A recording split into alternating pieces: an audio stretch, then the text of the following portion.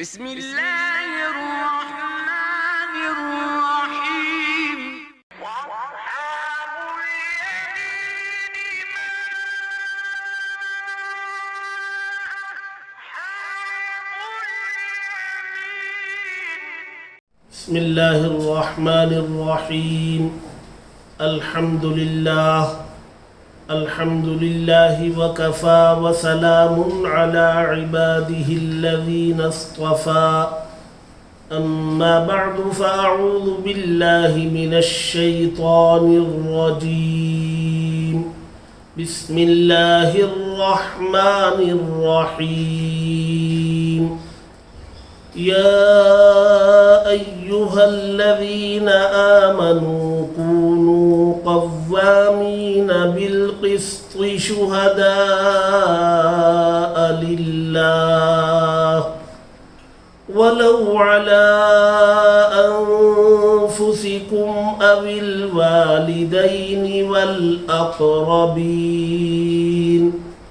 إن يكن غنيا أو فقيرا فالله أولى بهما فلا تتبعوا الهوى أن تعدلوا وإن تلووا أو تعرضوا فإن الله كان بما تعملون خبيرا. صدق الله العظيم. معزز حاضرین، قرآن مجید کا پارہ نمبر 5 اور سورہ نساء کی آیت نمبر 135 پڑھی گئی، اور یہ آیت گزشتہ مجلس میں بھی پڑھی گئی تھی، اور اس آیت کی روشنی میں چند بنیادی اور اہم باتیں گزشتہ مجلس میں بتائی گئی تھی۔ اس آیت میں اللہ تبارک و تعالی نے جو مضمون بیان کیا ہے وہ انتہائی اہم اور ضروری مضمون ہے، بلکہ اللہ تبارک و تعالی نے دنیا کا قیام اسی مضمون اور اسی عنوان پر قائم فرمایا ہے۔ انبیاء اکرام علیہم السلام کا بھیجا جانا اور آسمانی کتابوں کے نزول کا مقصد اسی مضمون اور عنوان کو بنایا گیا ہے۔ اس آیت میں اللہ تبارک و تعالی نے یہ فرمایا، اے ایمان والو، انصاف پر قائم رہو اور اللہ کے لیے گواہی دو۔ انصاف پر قائم رہنے کا مطلب بتایا گیا تھا کہ حقدار کو اس کا پورا پورا حق ادا کرو۔ جس کا حق تمہارے ذمے ہے اس حق کو پورا پورا ادا کرنا یہ انصاف ہے، اور اس میں کمی بیشی کرنا یہ ناانصافی اور ظلم ہے۔ حق چاہے وہ اللہ کا ہو، چاہے وہ انسانوں میں سے کسی کا ہو، حق کو پورا ادا کرنا انصاف ہے۔ گویا اللہ تبارک و تعالی یہ فرما رہے ہیں، جن کا حق تمہارے اوپر ہے یا ہوتا ہے اس کو پورا پورا ادا کرو، کمی بیشی نہ کرو۔ اور جہاں حق بات کہنے کا موقع ہو، گواہی دینے کا موقع ہو، تو سچ بات کہو، سچی گواہی دو، چاہے اس سچی گواہی دینے میں، چاہے انصاف پر قائم رہنے میں تمہاری اپنی ذات کا نقصان ہوتا ہو یا تمہارے والدین کو نقصان پہنچتا ہو یا تمہارے رشتہ داروں کو نقصان پہنچتا ہو، اس کی طرف توجہ مت دو۔ تمہیں یہ حکم دیا جا رہا ہے کہ تم انصاف پر قائم رہو، تمہیں یہ حکم دیا جا رہا ہے تم اللہ کے لیے گواہی دو، سچی گواہی دو، چاہے اس گواہی دینے کے نتیجے میں نقصان کسی کا ہو رہا ہو، اس کی پرواہ تم مت کرو، اور یہ بھی نہ دیکھو کہ میری سچی گواہی سے اور میرے انصاف پر قائم رہنے سے کسی فقیر کا نقصان ہو جائے گا یا کسی مالدار سے بے مروتی ہو جائے گی، تم اس کی طرف بھی دھیان مت دو، بلکہ تمہارے لیے حکم ہے انصاف پر قائم رہو۔ میں نے گزشتہ مجلس میں بتایا تھا، انصاف پر قائم رہنے میں اور سچی گواہی دینے میں رکاوٹ دو چیزیں بنتی ہیں، یا تو محبت بنتی ہے یا عداوت رکاوٹ بنتی ہے، اور اللہ تبارک و تعالی نے سورہ نساء کی آیت نمبر 135 میں محبت کی جڑوں کو کاٹ دیا، اور سورہ مائدہ کی آیت نمبر 8 میں عداوت اور دشمنی کی جڑوں کو کاٹ دیا اور صاف کر دیا کہ ہر حال میں تمہیں انصاف کا دامن تھامے رہنا۔ آقا صلی اللہ علیہ وسلم اپنے صحابہ اکرام رضوان اللہ تعالی علیہ مجمعین کی تربیت اسی انصاف پر فرمائی تھی، اور صحابہ کے اندر یہ چیز کوٹ کوٹ کے بھری ہوئی تھی۔ اللہ کے نبی صلی اللہ علیہ وسلم کی سیرت کا مطالعہ کریں گے تو اس میں آپ کو نظر آئے گا کہ اللہ کے نبی صلی اللہ علیہ وسلم نے بھی عدل قائم کیا۔ بے شمار واقعات اللہ کے نبی صلی اللہ علیہ وسلم کے آپ کو ملیں گے جس میں آپ نے عدل کو قائم کر کے قیامت تک آنے والے مسلمانوں کے لیے ایک رہبری رہنمائی کر دی، ایک نظیر چھوڑ دی کہ دیکھو میں دونوں جہاں کا سردار نبی آخر الزمان صلی اللہ علیہ وسلم، میں نے عدل و انصاف کو تھاما ہے، اور اس میں تمہارے لیے بہترین اسوہ اور نمونہ۔ لہذا آپ کو وہ واقعہ یاد ہوگا کہ ایک مرتبہ اللہ کے نبی صلی اللہ علیہ وسلم چلے جا رہے تھے، ایک یہودی کا قرضہ آپ پر تھا، اور وہ یہودی راستے میں آ کر آپ کے چادر کو اس زور سے کھینچا کہ اس کے کھینچنے کی وجہ سے چادر کا اثر اور اس کا نشان گلے پر پڑ گیا۔ حضرت عمر رضی اللہ تعالی عنہ ساتھ آپ بھی چلے جا رہے تھے۔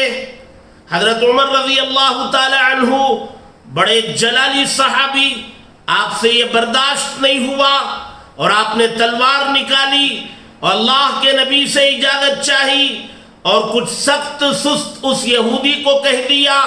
تو ہمارے نبی صلی اللہ علیہ وسلم نے کیا فرمایا؟ حضرت عمر رضی اللہ تعالی عنہ کو فرمایا، اے عمر، آپ کے لیے یہ بہتر تھا کہ اس کو یہ ہدایت کرتے کہ مانگے، سلیقے سے مانگا جائے، اور مجھ سے یہ کہتے کہ اس کا قرض ادا کر دے، یہ آپ کے لیے بہتر تھا۔ اللہ کے نبی صلی اللہ علیہ وسلم نے یقیناً اس کے قرض کے مطالبے کا طریقہ غلط تھا، لیکن اللہ کے نبی صلی اللہ علیہ وسلم نے اس کو درگزر کیا۔ حضرت عمر رضی اللہ تعالی عنہ کی طرف سے کی گئی تنبیہ کو آپ نے برداشت نہیں کیا۔ اللہ کے نبی صلی اللہ علیہ وسلم کے زمانے میں ایک اونچے گھرانے کی خاتون جس کا نام اتفاق سے فاطمہ تھا، اس نے کوئی چوری کر لی، اور اسلام میں چوری کی سزا ہاتھوں کو کاٹ دینا ہے۔ لوگ کہتے ہیں کہ اسلام کی سزائیں بہت سخت ہیں، قوانین بہت سخت ہیں، لیکن یاد رکھیں کہ اسلامی قوانین زمین کے جس خطے پر رائج ہیں وہاں جرائم ختم ہیں، وہاں جرائم کا نام و نشان نہیں۔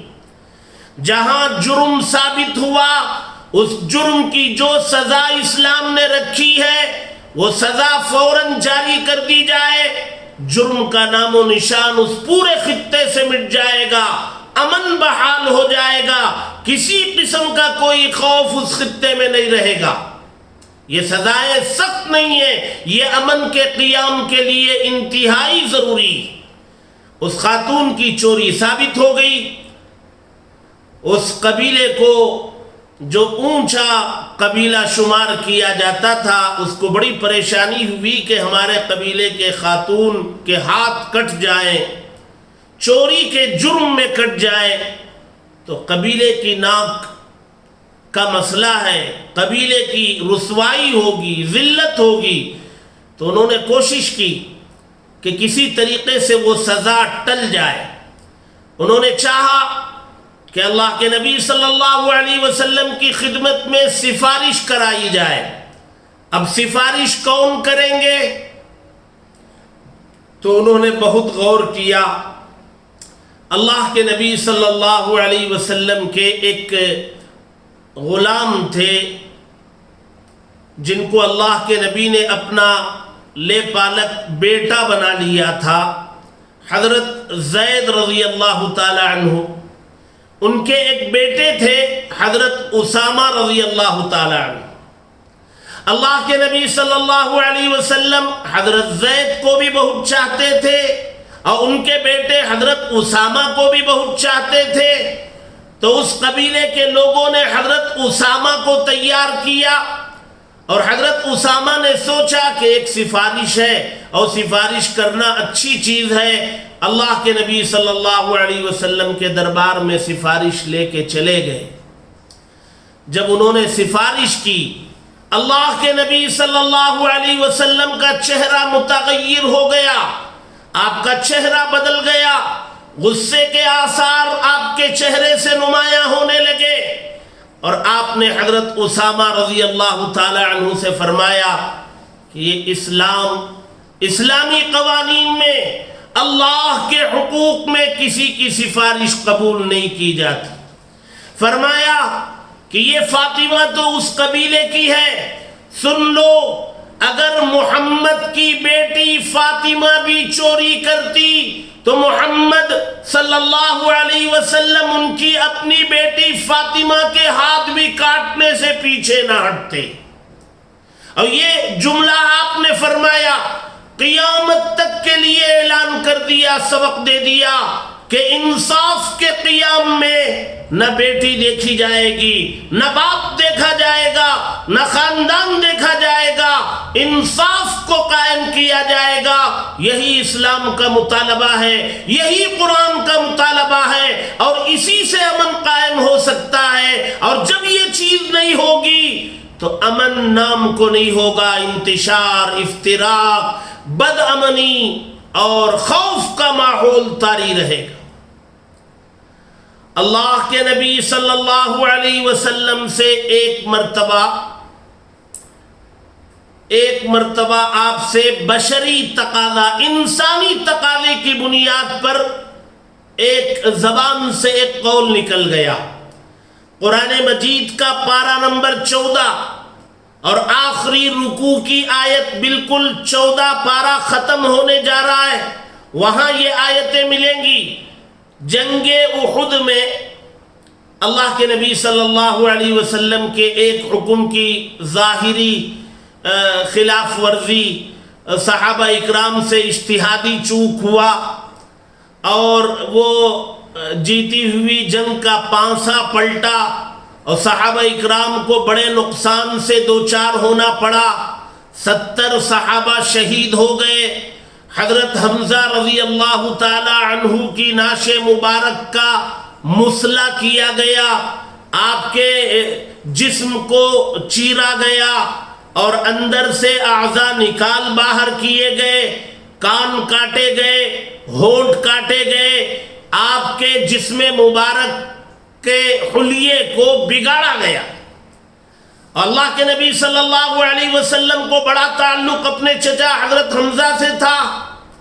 جب اللہ کے نبی نے اپنے چچا کی نعش مبارک کو دیکھا تو آپ کی زبان مبارک سے یہ نکل گیا، وہ انسانی تقاضے کی بنیاد پر نکلا کہ اگلے سال میں حضرت حمزہ کے اس مسئلہ کا بدلہ میں اگلے سال لوں گا اور ان کے 70 لوگوں کی یہ حالت کروں گا. اور اس پر اللہ کے نبی صلی اللہ علیہ وسلم نے قسم بھی کھا لی کہ میں اپنے چچا کے بدلے میں ان کے 70 لوگوں کی یہ حالت کروں گا.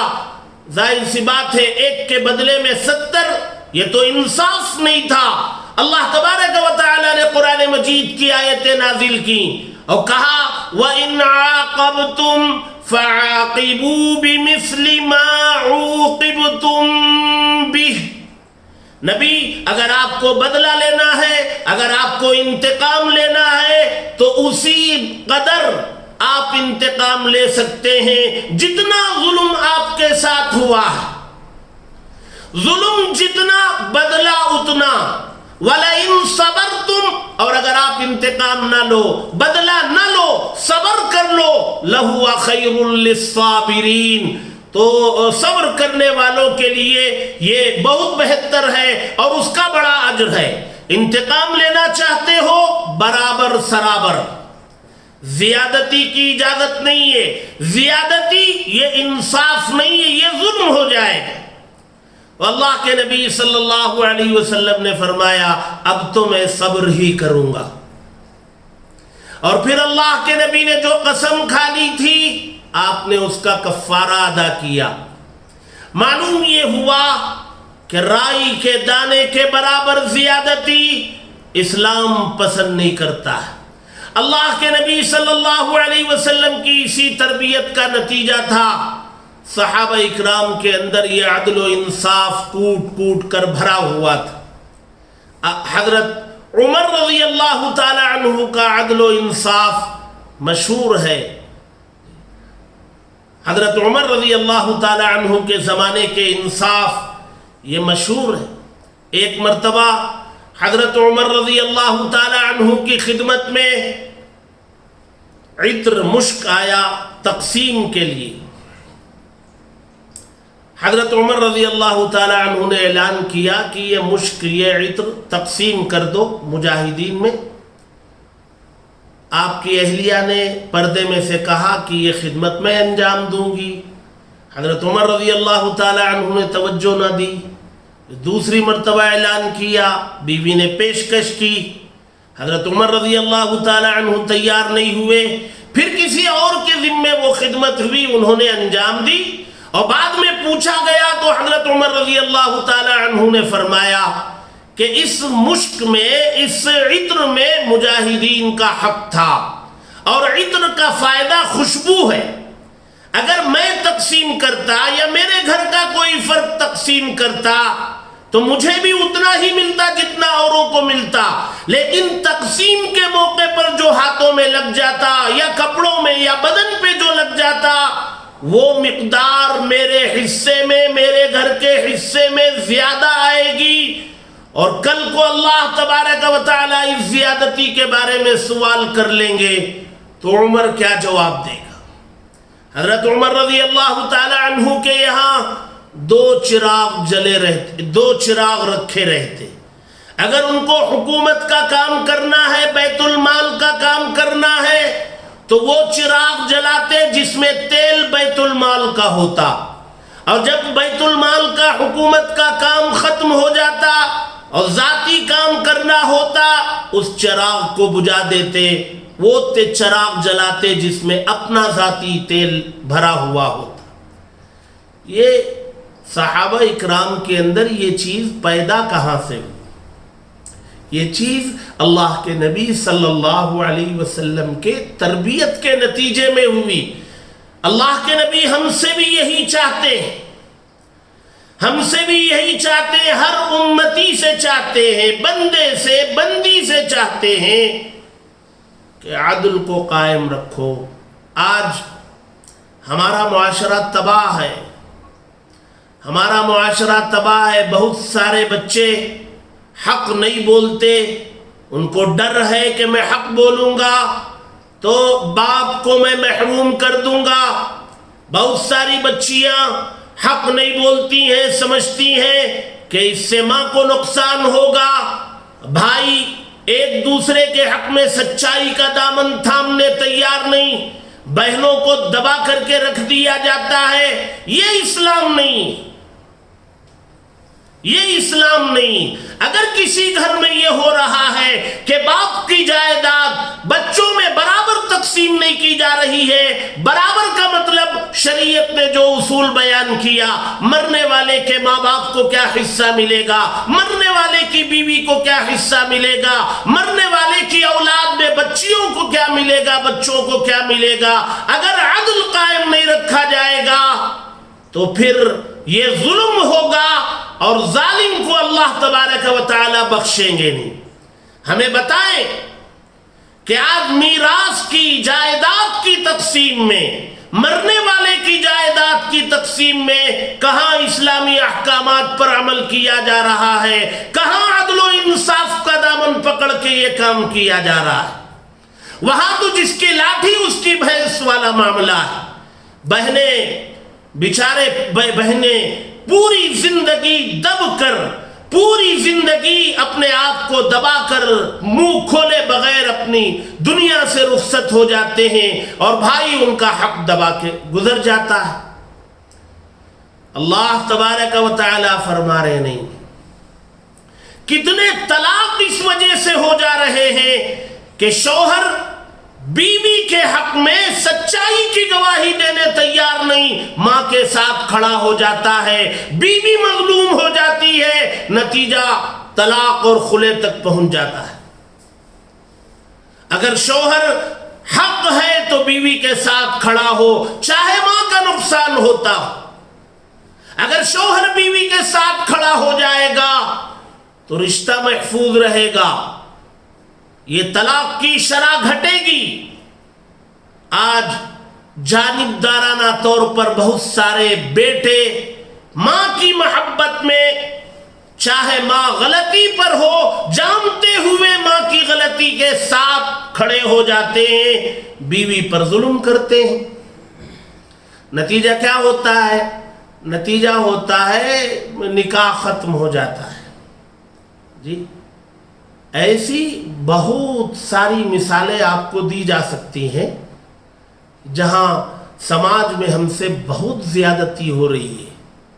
اگر یہ سماج، یہ معاشرہ، یہ اللہ کے نبی کے امتی، چاہے وہ مرد ہوں چاہے خواتین ہوں، وہ سچائی کا دامن تھام لے۔ اللہ کے نبی صلی اللہ علیہ وسلم نے فرمایا، سچائی میں ہمیشہ کامیابی، جو سچ بولے گا وہ ناکام کبھی نہیں ہوگا۔ یہ اللہ کے نبی صلی اللہ علیہ وسلم کی بشارت ہے، اور جھوٹ میں سوائے نقصان کے کچھ نہیں ہے۔ اس آیت کے ذریعے ہمیں اسی پر کھڑا کیا جا رہا ہے، ہمیں تاکید کی جا رہی ہے۔ اس مضمون کو ہم اور پھیلا سکتے ہیں، ہمارے سماج اور معاشرے کے باریک مسائل تک ہم لے آ سکتے ہیں۔ جی، کہاں کیا کیا ہو رہا ہے، دکانوں میں تول میں کیا ہو رہا ہے۔ جی، جب کسی کو دینا ہوتا ہے تو ہم دینے میں کیا رویہ اپناتے ہیں، جب لینا ہوتا ہے تو ہمارا رویہ کیا ہوتا ہے۔ کیا ہر جگہ ہم عدل و انصاف؟ حضرت عمر رضی اللہ تعالی عنہ تو عطر تولنے کے لیے تیار نہیں تھے کہ بھئی تولتے ہوئے جو بدن میں لگے گا وہ مقدار زیادہ ہو جائے گی، میں کیا جواب دوں گا اللہ کو؟ یہ کس کے لیے؟ یہ ہمارے ہی تو لیے ہے۔ ہم کب عمل کریں گے؟ یہ قرآن مجید کی آیتوں پر عمل کب کریں گے؟ بہرحال میں ان آیتوں کی روشنی میں چند بنیادی باتیں ذکر کی ہیں، ذہن کو اپیل کرنے والی، آپ کے ذہن کو اپیل کرنے والی میں نے چند باتیں بتائی ہیں، چند اشارے کیے ہیں، اس سے بہت ساری باتوں کو سمجھا جا سکتا ہے۔ دعا کریں اللہ تبارک و تعالی ہماری زندگیوں میں انصاف قائم فرمائے، عدل قائم فرمائے۔ اللہ تبارک و تعالی ہمیں ظلم کرنے سے ہماری حفاظت فرمائے، چاہے وہ ظلم مادی شکل میں ہو، چاہے وہ ظلم بول کی شکل میں ہو۔ اللہ تبارک و تعالی ہمیں ظلم کرنے اور ظلم سہنے سے ہم سب کی حفاظت فرمائے، آمین۔ وآخر دعوانا ان الحمد للہ رب العالمین۔ ایک سوال ہے کہ روزے کا فدیہ دیا کس کو جائے؟ ایک آدمی روزہ نہیں رکھا، عمر رسیدہ ہے، بزرگ ہے، 70 سال کا، روزہ نہیں رکھ نہیں پاتا، اب اس کو روزے کا فدیہ دینا ہے، یہ فدیہ دیں کسے؟ تو بھئی زکوٰۃ کے جو مستحق ہیں نا، جن کو زکوٰۃ دینا صحیح ہے، انہی کو یہ فدیہ دیا جانا چاہیے۔ جو زکوٰۃ کے مستحق ہیں وہ فدیے کے بھی مستحق ہیں۔ ایک دوسرا سوال ہے، بہت سی مرتبہ غیروں کے یہاں افطار کی دعوت ہوتی ہے، تو ایسے موقع پر کیا کرنا چاہیے؟ تو بھئی عام طور سے غیر کے لیے تو مذہب اسلام نہیں ہے، ان کے یہاں حلال و حرام تو ہے نہیں، تو اگر بظاہر دیکھنے میں ان کا کوئی کاروبار کھلا ہوا حرام نہیں ہے، کھلا ہوا حرام کاروبار نہیں ہے، تو ایسی صورت میں اگر وہ کوئی تحفہ دے یا آپ کے لیے کھانے پینے کی یا نقد شکل میں دے، اس کو قبول تو کر لیا جائے، لیکن اس کے گھر جانے سے کھانے کے لیے پرہیز کیا جائے۔ باقی اس کا دیا ہوا تحفہ وہ قبول کر لیا جائے گا، اور اگر اس کا کاروبار حلال ہے، کھلا ہوا حرام نہیں ہے، اور اس کا بھی اندیشہ نہیں ہے کہ وہ غلط رسوم و رواج کے ذریعے ہمارے تک پہنچا ہے، تو اس کے استعمال کرنے میں بھی حرج نہیں ہے۔ باقی اگر کھلا ہوا کاروبار حرام ہے تو پھر تو پرہیز کرنا چاہیے۔